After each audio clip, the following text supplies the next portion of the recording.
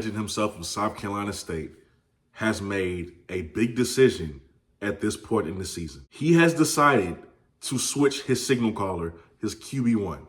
It is no longer Tyrese Nick. It is no longer Corey Davis. No, he is going to rock with the 3-star true freshman, Prometheus Franklin III from Greenville, South Carolina. This is a big move. And in my opinion, he's not going to give that job up for the rest of the season. And I'll tell you why.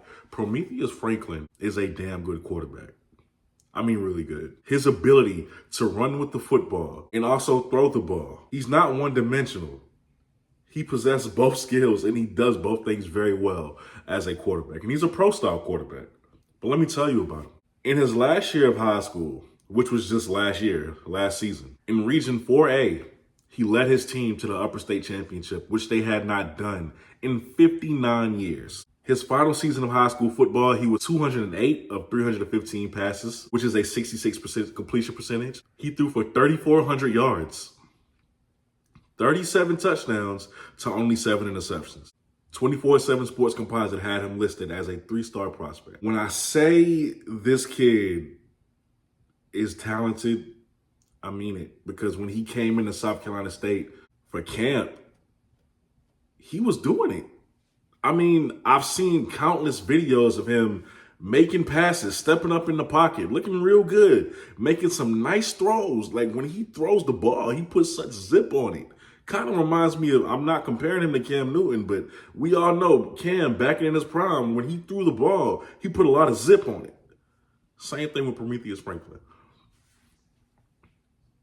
We didn't get to see that much of him this year. I think he only had 1 pass this year because, I mean, you have 2 upperclassmen quarterbacks. But now it's going to be his turn. And he's going up against Howard, who has the same record as South Carolina State at 3-6.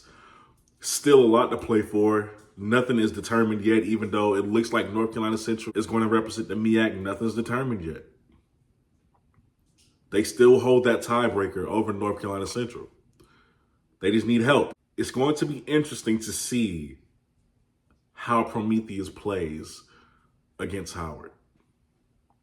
Because this is not the same Howard team. We all know what the MEAC is. They eat each other up. They eat each other alive. This is a dog-eat-dog conference. It's a gauntlet. And it's only 5 teams. I believe that Prometheus and his ability will allow him to flourish for the rest of the season. I don't know exactly what the game plan is going to be with him, because when you're making this switch this late in the season, he's shown you something.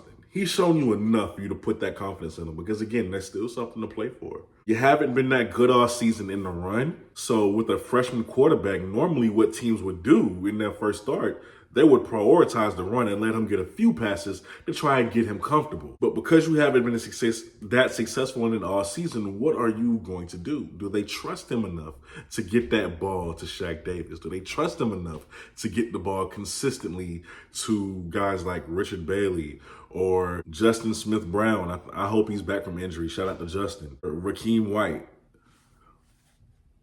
Honestly, I do. I'm going to be tuned in tomorrow to see exactly what he does at that position. This is interesting. You guys let me know what you think about this move down below in the comment section. With that being said, you are watching the BlitzCity Podcast. I'm your host, Kobe Orr, and I'm out. Peace.